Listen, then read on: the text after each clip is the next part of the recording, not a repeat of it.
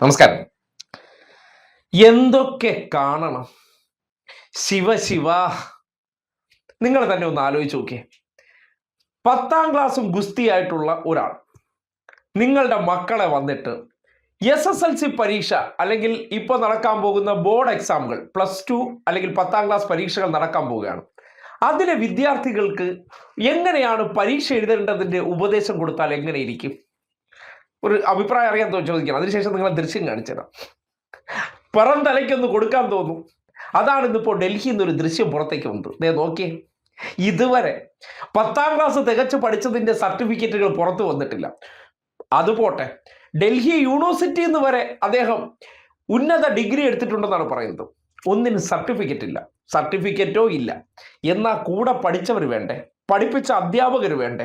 ഇവരാരും ഇല്ല, സർട്ടിഫിക്കറ്റും ഇല്ല. അങ്ങനെ 10ാം ക്ലാസ് തികച്ചോ ഇല്ലയോ എന്നറിയില്ല. പഠിക്കാൻ വിട്ട സമയത്ത് ദണ്ഡു എടുത്ത് പശുവിൻ്റെ പിറകെ നടന്ന ഒരു വ്യക്തി ഈ നാട്ടിൽ പഠിച്ച് പരീക്ഷ എഴുതാൻ പോകുന്ന കുട്ടികളെ ഉപദേശിക്കുന്നു എന്ന് പറഞ്ഞാൽ അതിനേക്കാൾ ബഹുത്തച്ച കോമഡി ഉണ്ടോ?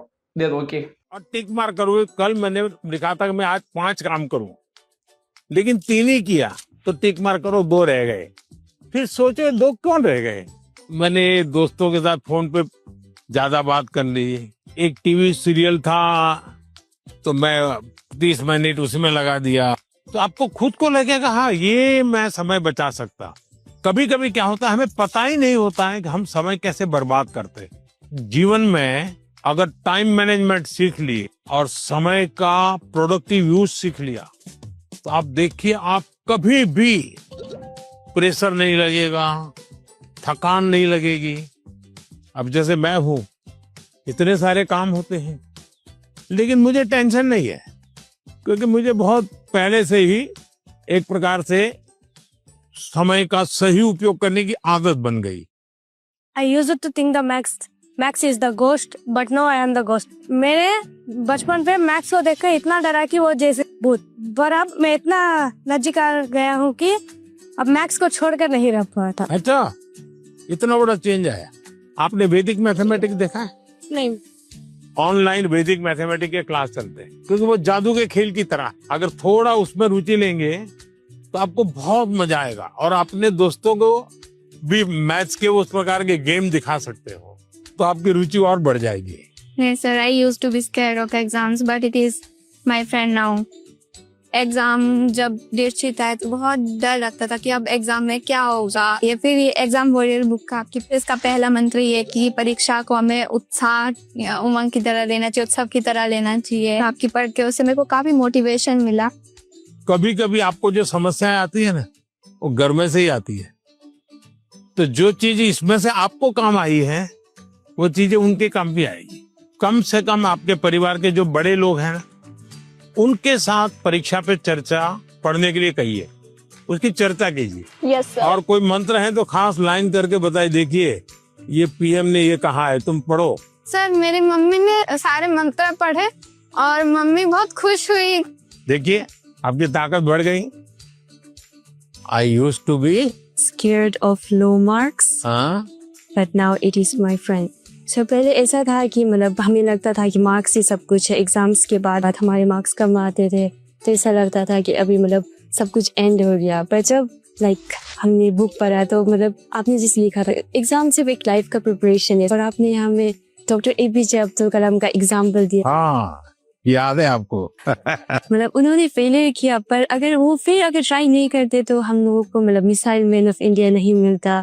तो उसके बाद मुझे सीख मिला है कि एग्जाम के मार्क्स कुछ नहीं है, मतलब अगर हम लोग फिर ट्राई करेंगे तो और अच्छा और बेहतर कर सकें। अच्छा, अभी तुम्हारा टेंशन कम हो गया, तब कोई नई चीज सीखने का मन करता है? Yes sir. गाना सीखूं, बजाना सीखूं, ऐसा कोई नया विचार है? पेंटिंग सीखूं, यस सर। ऐसा समय मिला तो कर रही हो? हाँ सर, अब मतलब पोएम लिखता है। पोएम लिखता है? अच्छा, स्टार्ट करेगा। हाँ। I used to be scared of presentations, but now it's one of my friend.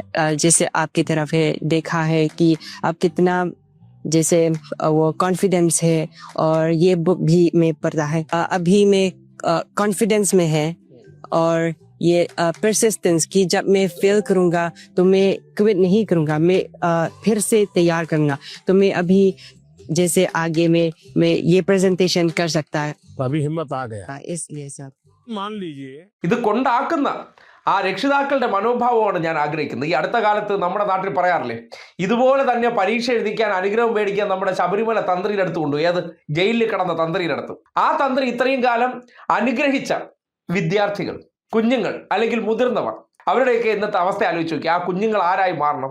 Sabarimala അവരെവിടെയാണോ നിൽക്കുന്ന തന്ത്രിയായിട്ട് നിൽക്കുന്ന സ്വന്തം മകന്റെ സ്വർണ്ണം അടിച്ചുകൊണ്ട് പോയ ഒരു പിതാവ്, ആ പിതാവിൽ നിന്ന് അനുഗ്രഹം മേടിച്ച കുട്ടി എന്തായി മാറണം? സ്വാഭാവികമായിട്ടും അതുപോലെയാണ് ഈ പറയുന്ന വ്യക്തിയോടുകൂടി. ഒരു വ്യക്തി അക്കാഡമിക്കലി ഏറ്റവും മികച്ചൊരു വ്യക്തിയാണ്, അദ്ദേഹത്തിന്റെ അനുഭവങ്ങൾ കേൾക്കുന്നത് നല്ലതാണ്.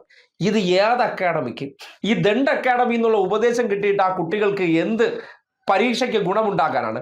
ഒരാൾ സ്വന്തം അനുഭവത്തിൽ നിന്ന് പറഞ്ഞു കൊടുക്കേണ്ട എന്തെങ്കിലും കാര്യത്തിനപ്പുറം ക്യാമറ ഓൺ ചെയ്ത് വെച്ച് PR പണി എടുക്കുന്നിടത്തേക്ക് സ്വന്തം മക്കളെ പറഞ്ഞു വിടാൻ നാണം ഇല്ലേ എന്ന് ചോദിക്കുകയാണ്. അക്കാഡമിക്കലി ബ്രില്യൻ്റ് ആയിട്ടുള്ള ഒരു വ്യക്തിയുടെ ഉപദേശം കേൾക്കുന്നത് മനസ്സിലാകാം. ഇതുവരെ ഈ രാജ്യത്തുള്ള മനുഷ്യർ ആവർത്തിച്ച് ചോദിക്കുകയാണ്, നിങ്ങൾ ഏതുവരെ പഠിച്ചു? അതിനെ സംബന്ധിച്ചുള്ള സർട്ടിഫിക്കറ്റുകൾ പുറത്തേക്ക് വിടണമെന്ന് പറഞ്ഞപ്പോൾ അദ്ദേഹത്തെ കോടതികൾ സംരക്ഷിച്ചതുകൊണ്ടും ഒരു വ്യക്തിയുടെ സർട്ടിഫിക്കറ്റ് പുറത്ത് കാണിക്കേണ്ട എന്നുള്ളത് കൊണ്ടും അത് പുറത്തു വരാതെ ഇരിക്കുന്നു, അല്ലെങ്കിൽ കാണിക്കാൻ പറ്റാത്ത അവസ്ഥയിരിക്കുന്നു. പഠിച്ച വ്യക്തിയാണെങ്കിൽ നമുക്കറിയാലോ, ഒരാളുടെ വർത്തമാനം കേൾക്കുമ്പോൾ, ഒരാളുടെ ആശയങ്ങൾ പറയുമ്പോൾ അതിനപ്പുറത്തേക്ക് ഒരാൾക്ക് പ്രോംപ്റ്റർ നോക്കി വായിക്കാൻ അറിയാവുന്ന അദ്ദേഹത്തിൻ്റെ ആ പെർഫോമൻസ് അത് ഉപയോഗപ്പെടുത്തിക്കൊണ്ട് കൃത്രിമത്വം കാണിക്കുമ്പോൾ അവരുടെ മുന്നിലേക്ക് സ്വന്തം കുട്ടികളെ പറഞ്ഞു വിടാനുള്ള ആ മനോഭാവം, അതെന്താണ് നിങ്ങൾ അതിലൂടെ പകർന്നു കൊടുക്കാൻ ശ്രമിക്കുന്നത്? ഒരാൾക്ക് പ്രധാനമന്ത്രിയാകാൻ പറ്റി, ഡെമോക്രാറ്റിക് രാജ്യമായതുകൊണ്ട് തന്നെ ഏതൊരു സാഹചര്യത്തിലും വളർന്ന വ്യക്തിക്ക് ഏത് സ്വാധീനമുള്ള രാഷ്ട്രീയ പാർട്ടിയുടെ ഭാഗമാണോ അതൊക്കെ ആകാൻ പറ്റും എന്ന് കരുതിക്കൊണ്ട് അവർ അനുഗ്രഹിച്ചു കഴിഞ്ഞാൽ ഇനി പൂങ്കാവനം ഉണ്ടാകുമെന്നൊന്നും കരുതരുത്. തന്ത്രിയുടെ മുന്നിൽ കൊണ്ടുപോയി കാല് പിടിപ്പിച്ച അവസ്ഥയുണ്ടാകും. അതുകൊണ്ട് പരീക്ഷ എഴുതാത്ത വ്യക്തി പരീക്ഷ എഴുതാൻ പോകുന്ന കുട്ടികളടുത്ത് ഇതുവരെ പരീക്ഷ ഒന്നും എഴുതി പാസ്സാകാത്ത അനുഭവം പറഞ്ഞു കൊടുക്കും പോലെ ഇരിക്കും. അതുകൊണ്ട് ഇമാതിരി തള്ളലിനൊക്കെ ചെന്ന് തലവെച്ച് കൊടുക്കുന്ന രക്ഷിതാക്കൾ സ്വയം കുട്ടികളെ എന്താക്കരുത്, അവരെ ഈ ചിന്താശേഷി ഇല്ലാത്തവരാക്കരുത്. നിങ്ങൾ ആരെടുത്ത് വേണമോ കൊണ്ടുപോയിക്കോളൂ, പക്ഷേ അവർ ആ മേഖലയിലെ ഏറ്റവും മികവുറ്റ വ്യക്തിത്വങ്ങളായിരിക്കണം. ഇത് എന്തിൻ്റെ അടിസ്ഥാനത്തിലെന്ന് എത്ര ആലോചിച്ചിട്ടും പിടികിട്ടുന്നില്ല.